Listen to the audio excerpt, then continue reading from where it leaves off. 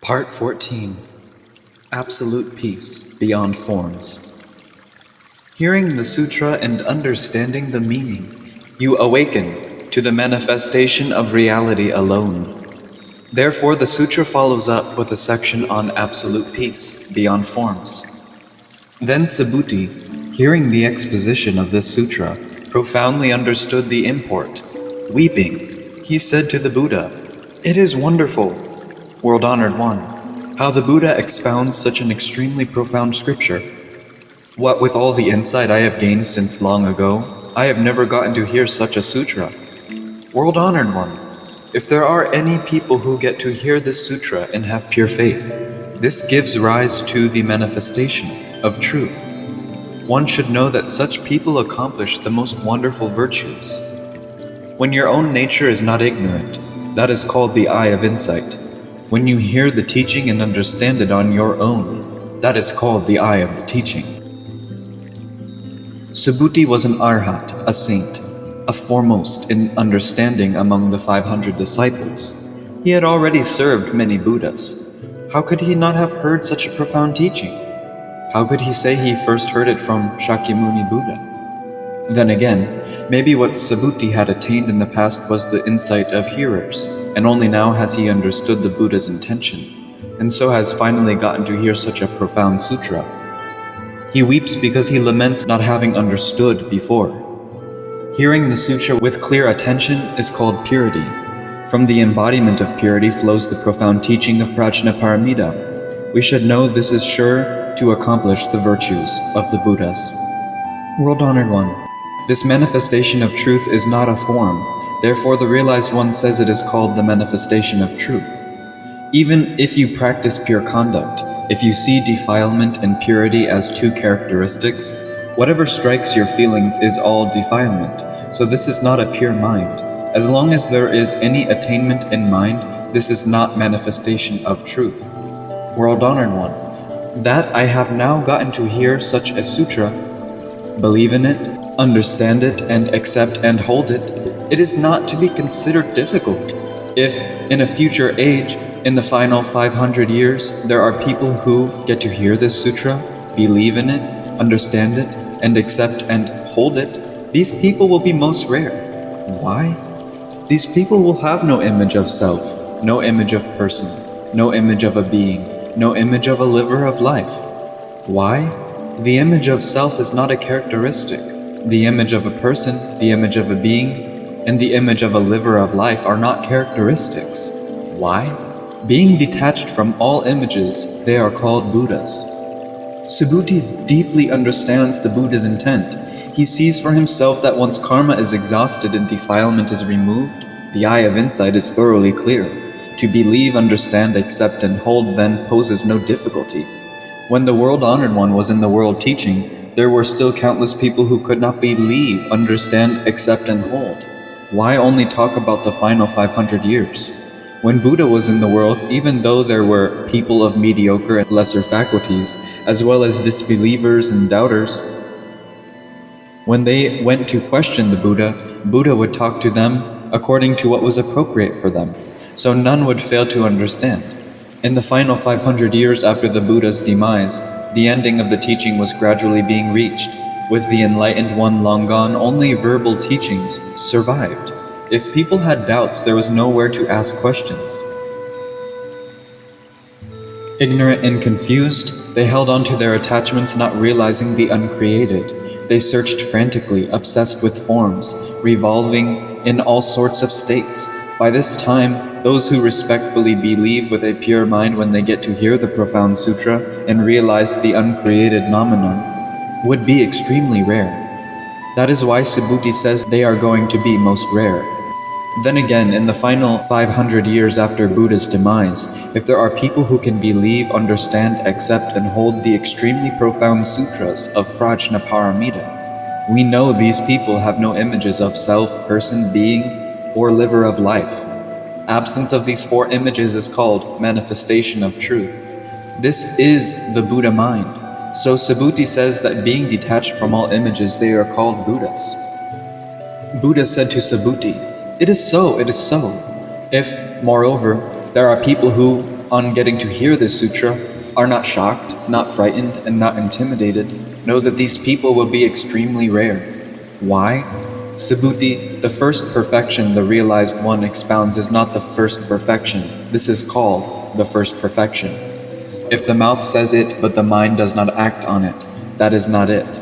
If the mouth says it and the mind acts on it, that is it. If there are subject and object in mind, that is not it. If there are no subject and object in mind, that is it. Subhuti, the perfection of patience under insult, the realized one says is not perfection of patience under insult. If you see an insulting situation getting at your feelings, that is not it. If you do not see a demeaning situation getting your feelings, that is it. If you see any image of personal status and so are susceptible to injury by others, that is not it. If you do not see any image of personal status to be susceptible to injury by others, that is right. Why, Subhuti? It is like when I was dismembered by King Kali long ago. At that time, I had no images of self, no image of person, no image of being, and no image of liver of life. Why? As I was being dismembered in the past, if I had had an image of self, an image of person, an image of being, and an image of a liver of life, I would have become angry and hateful. When the realized one was in the first stage during his developmental phase, he was a wizard of forbearance. He was dismembered by King Kali, but had no thought of vexation at the pain. If he had a sense of painful vexation, he would have been angered. King Kali is a Sanskrit name that means immoral, evil tyrant. Subhuti, I also remember that in the past I was a wizard of forbearance for 500 generations, and during all that time I had no image of self, no image of person, no image of being, no image of a liver of life.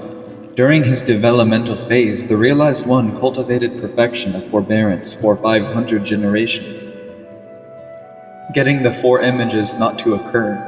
The realized one's spontaneous mention of his past is to get all people who cultivate their behavior to accomplish the practice of perfection of forbearance. Those who practice perfection of forbearance do not see anyone's faults, regarding enemy and friend as equal, none being right and none being wrong.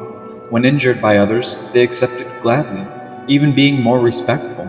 Those who behave in this way can accomplish perfection of forbearance. Therefore, Subhuti, bodhisattvas should aspire to enlightenment detached from all images. They should not activate the mind dwelling on form. They should not activate the mind dwelling on sound, scent, flavor, feeling, or phenomena. They should activate the mind that does not dwell on anything. They should not activate the mind dwelling on form is the indicator of the whole. The distinctions of sound, scent, etc. are a list of the names. People give rise to feelings of hatred and love for those objects of the six senses, and because of this subjectivity, they accumulate countless knots of habits that cover up their Buddha nature. Even if they labor at various practices, as long as they have not gotten rid of the defilement in their minds, there is no way they can be liberated. When you look into the root basis, it is all due to fixating the mind on form. If you can constantly practice prajnaparamita, moment to moment, figuring all things are empty, and not conceiving clinging attachments, you constantly progress on your own moment to moment, single-mindedly, keeping watch, not allowing any heedlessness or carelessness. The Pure Name Sutra says, when seeking all knowledge beyond, it is never not the time to seek. The major Prajnaparamita Sutra says, Bodhisattva Mahasattvas work diligently day and night, always abiding in attention, corresponding to perfection of insight, never giving up, even for a while. If the mind dwells anywhere, this is an abode. If the mind dwells in nirvana, this is not the abode of bodhisattvas. Not dwelling in nirvana, not dwelling on phenomena, not dwelling anywhere at all, this is the abode of bodhisattvas. This is why the Buddha says the minds of bodhisattvas should not dwell on matter as they give charity. Subhuti, bodhisattvas should give in this way so as to benefit all beings. Bodhisattvas do not practice charity in hopes of personal pleasure. They only practice charity to inwardly destroy stinginess while outwardly benefiting all beings. The realized one, coming from thusness, says that all appearances are not characteristics, in that All beings are not beings. Thusness means non-birth. Coming means non-perishing. Non-birth means images such as self and person do not occur. Non-perishing means awareness does not die out. In a later passage, it says the realized one is said to come from thusness because of coming from nowhere and going nowhere. The realized one says that appearances of self, person, and so on ultimately can be destroyed and are not substantial realities. All beings is nothing but a provisional term. If you detach from the errant mind, then there are no graspable beings. So it says they are not beings. Subhuti, the realized one is one who speaks genuinely, one who speaks truly, one who speaks as is, one who speaks without deception, one who speaks without contradiction. One who speaks genuinely says all beings, animate and inanimate, have Buddha nature. One who speaks truly says beings who do evil will surely experience painful consequences, while those who cultivate good ways will surely have pleasant consequences.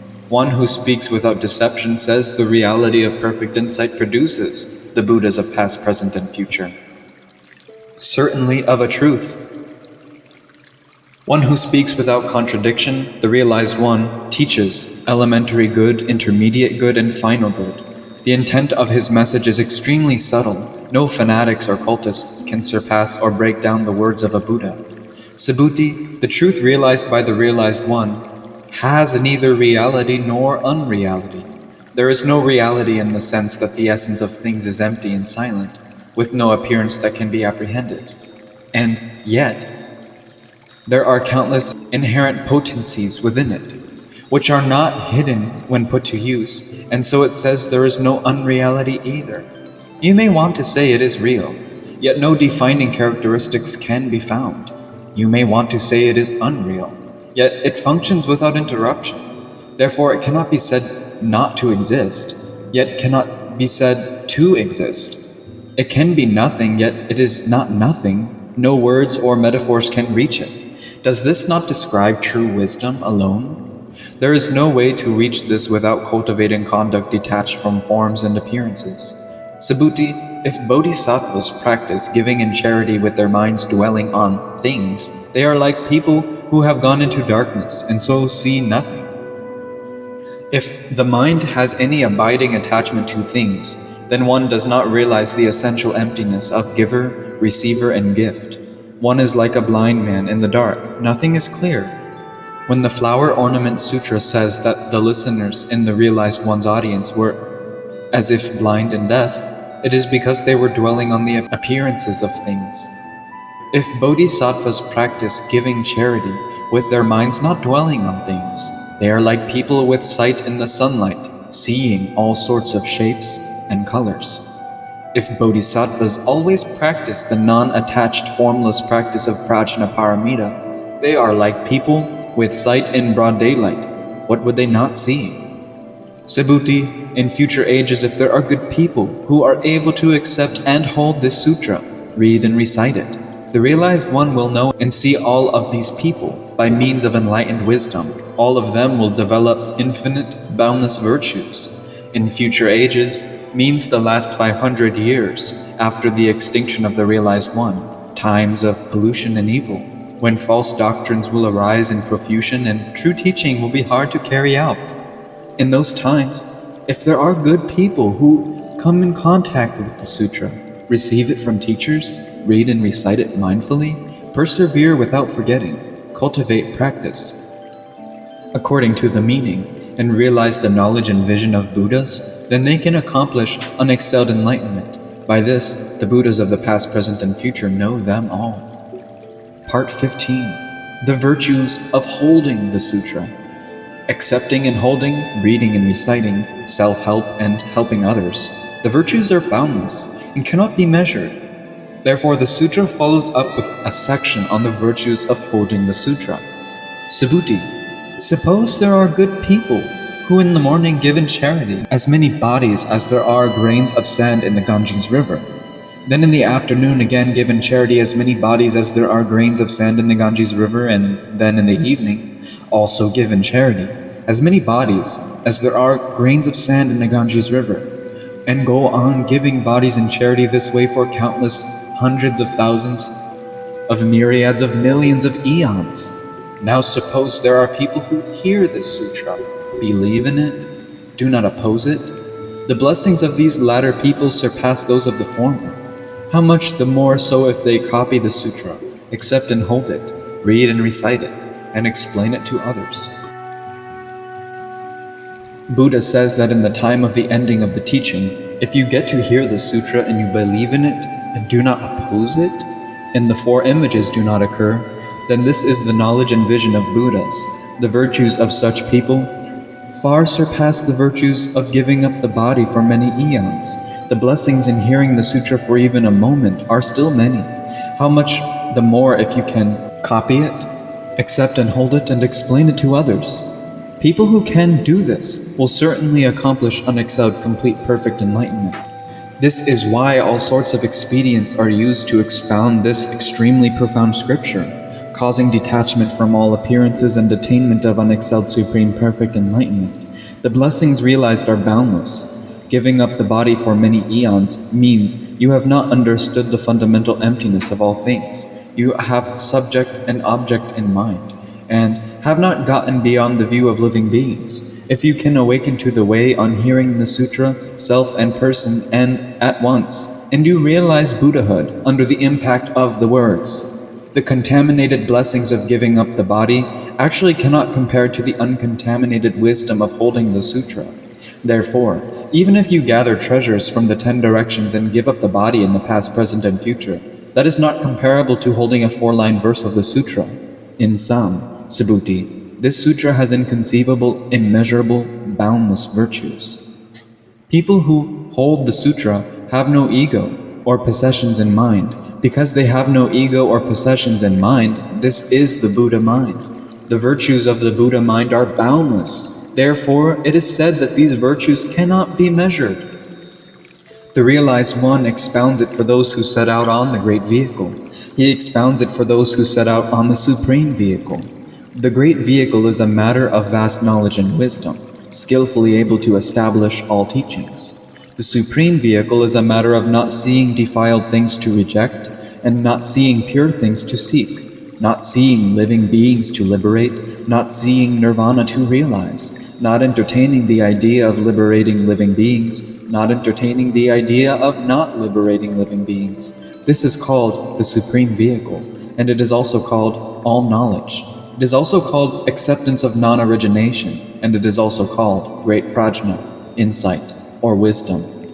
If there are people who can accept and hold, read and recite, and explain extensively to people, the realized one knows all these people and sees all these people, every one of them, achieves immeasurable, incalculable, boundless, inconceivable virtues. Such people are in effect bearing the unexcelled, complete, perfect enlightenment of the realized one. If there are people who determine to seek the unexcelled enlightenment of Buddhas, when they hear this formless, uncontrived, extremely profound teaching, they will believe and understand it, accept and hold it, and explain it to others to enable them to understand it deeply and not repudiate it.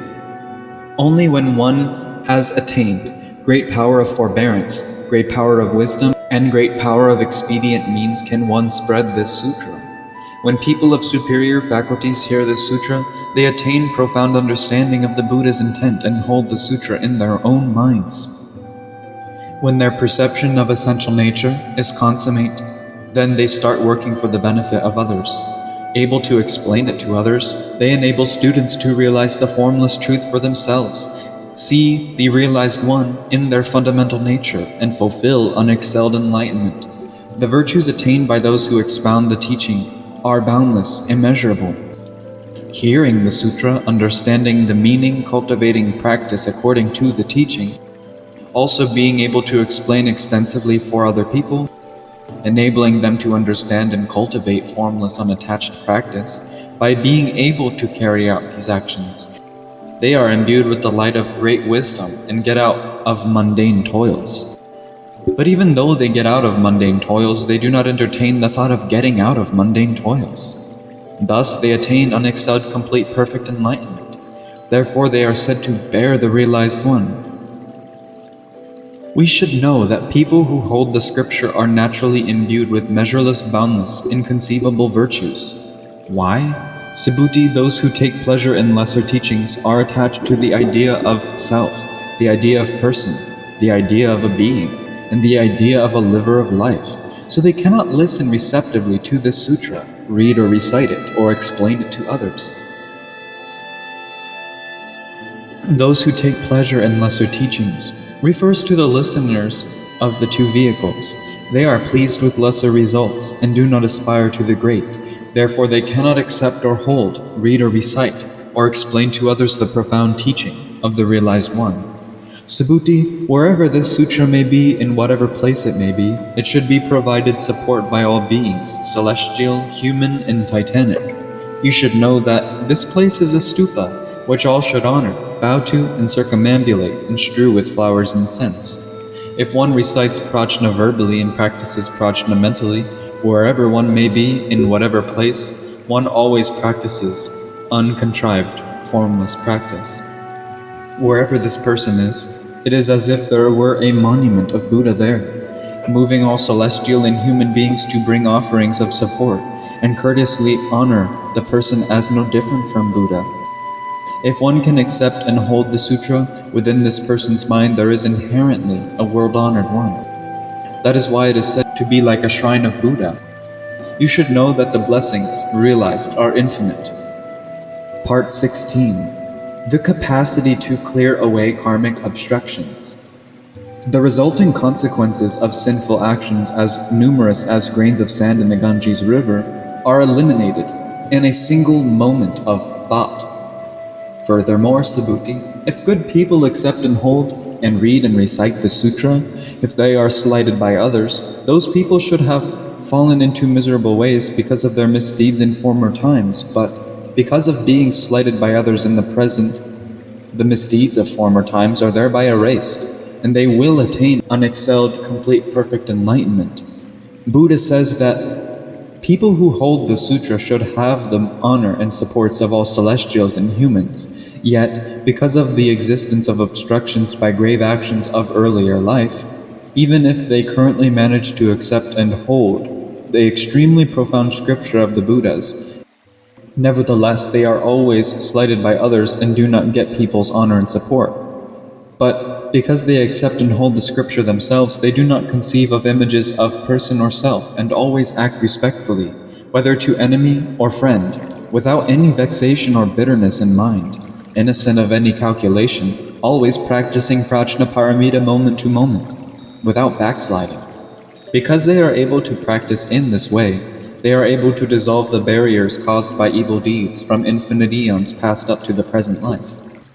Also, speaking in terms of principle, former times means the confused mind of the preceding thought, while the present means the awake mind of the succeeding thought. Because the awake mind of the succeeding thought slights the confused mind of the preceding thought, the confusion cannot remain. Therefore it says that the misdeeds of former times are thereby erased. Once confused thoughts have disappeared, misdeeds do not happen, so one attains enlightenment. Subhuti, I remember how in the past, over incalculable eons, in the presence of Dipankara Buddha, I got to meet 804,000 myriad zillions of Buddhas. I supported and served every one of them, not missing a single opportunity.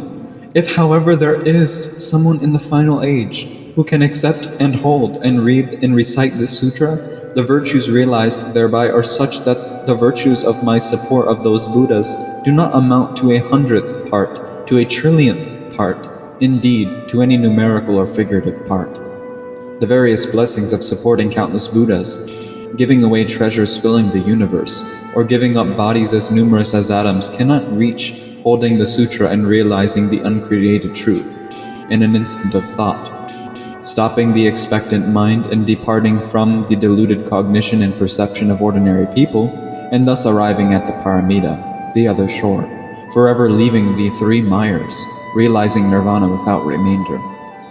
Subhuti, if I were to fully expound the virtues realized by good people who accept and hold and read and recite the sutra in the final age, people who heard it would become mentally disturbed and would not believe. Buddha said that the people living in the age of the ending of the teaching would be slight in virtue and heavily defiled, their jealousies ever deepening, their false views ever proliferating. At this time, if there are good people who accept and hold and read and recite the sutra, fulfilling the teaching without any sense of attainment, constantly practicing kindness, compassion, joyfulness, and equanimity, humble and gentle, they will ultimately fulfill unexcelled enlightenment. There may be people who do not know the realized one's true teaching is eternal and unperishing. They will surely become frightened and will not believe when they hear that in the final 500 years after the realized one's death, people will attain unexcelled, complete, perfect enlightenment if they can accomplish a formless mind and carry out formless practice.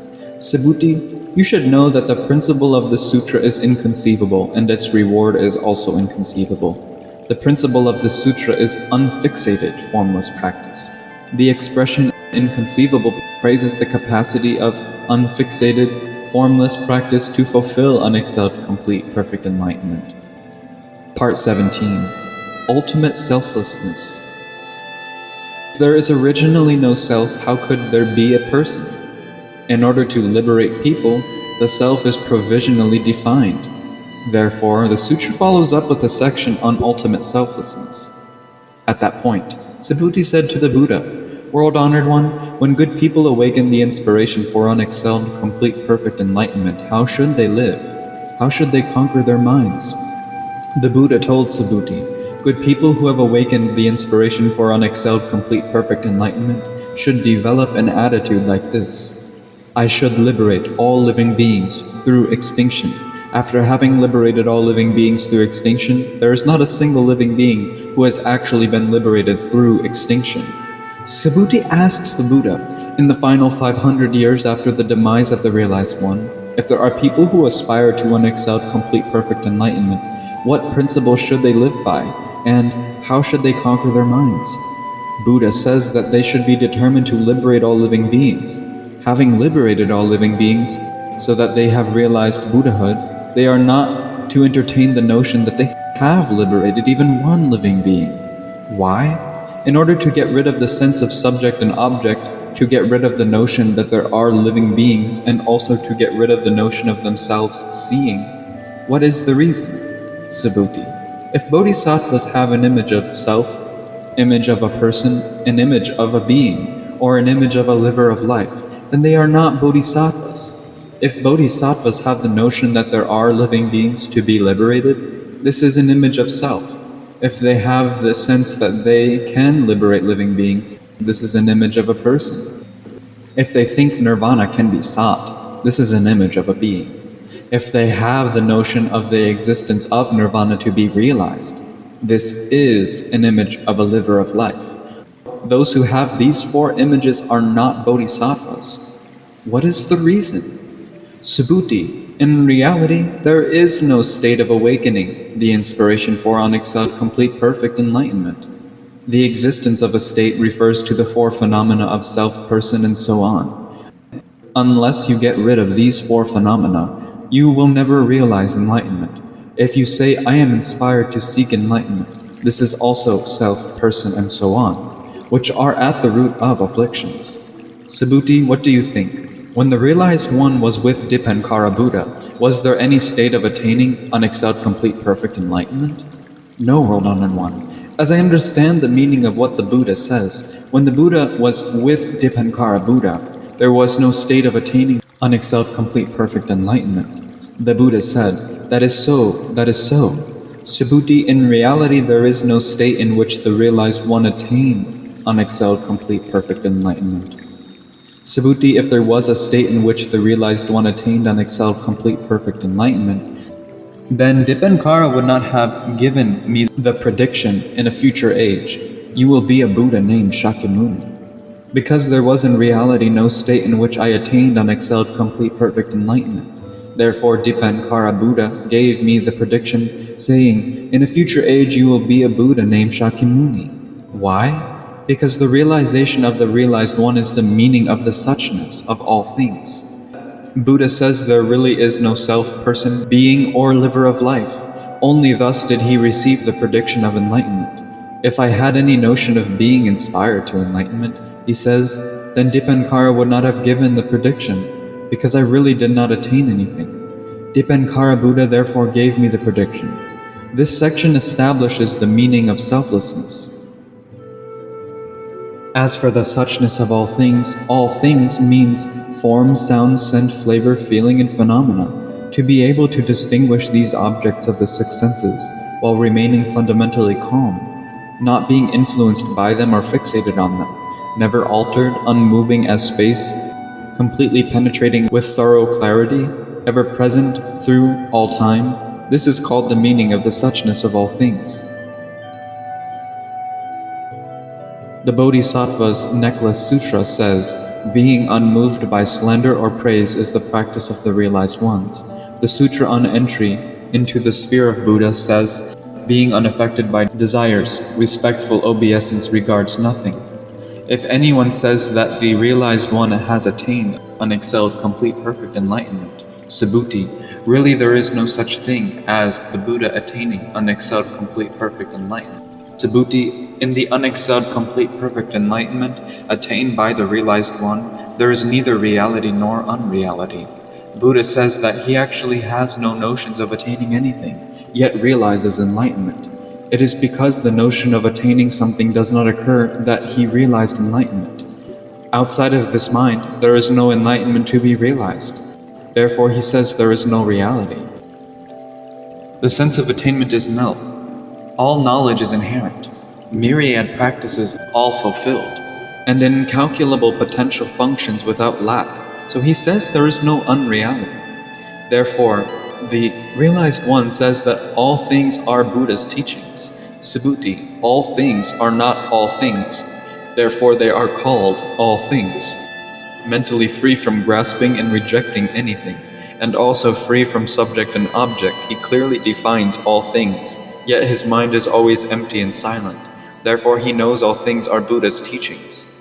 Lest the deluded greedily cling to all things as Buddha's teachings, in order to eliminate this disease, he says that all things are not all things.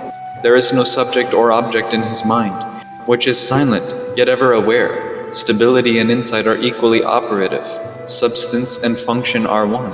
Therefore they are called all things. For example, Subhuti. It is like a person whose body is large. Subhuti said, world-honored one. The realized one says that a person whose body is large is not large-bodied, but is called large-bodied. The realized one says that a person whose body is large is not large-bodied, in order to show that the reality body of all living beings is not two and has no limit. This is called large-bodied. The reality body fundamentally has no location, so it is said to be not large-bodied. Also, even if the physical body is large, if one has no wisdom within, then one is not large-bodied. Even if the physical body is small, if one has wisdom within, then one can be called large-bodied. Even if one has wisdom, if one cannot act in accord with it, then one is not large-bodied. If one practices in accord with the teaching and awakens to the unsurpassed knowledge and vision of the Buddhas, the mind has no limitations of subject and object. This is called large-bodied. Subhuti, bodhisattvas are also like this. If they say, I am going to liberate countless living beings, then they are not to be called bodhisattvas. If bodhisattvas say, other people's afflictions are removed by my teaching, then this is religious ego. If they say, I have liberated living beings, then this is possessiveness. Even if they liberate beings, if they have subject and object in mind and the sense of self and other is not removed, they cannot be called bodhisattvas. If they fully expound all sorts of expedient means, educating and liberating living beings, without any subject or object in mind, then they are bodhisattvas. Why? Subhuti, in reality there is no such thing as a bodhisattva. Therefore, Buddha says that all things have no self, no person, no being, and no liver of life. Subhuti, if bodhisattvas say, I am going to adorn a Buddha land, they are not to be called bodhisattvas. Why? The realized one says that adorning Buddha lands is not adornment, it is called adornment. If bodhisattvas say, I can construct a world, then they are not bodhisattvas. Even if they construct a world, if they have subject and object in mind, they are not bodhisattvas. If they fully construct a world without a sense of subject or object occurring, they are called bodhisattvas. The Sutra of Supremely Subtle Stabilization says, even if people can construct pure silver sanctuaries filling the universe, that is not as good as stabilizing the mind in meditation for one moment of thought.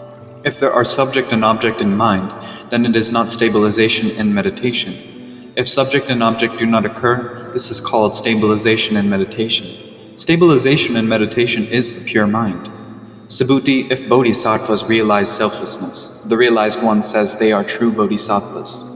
When you are not obstructed by the characteristics of things, that is called realization.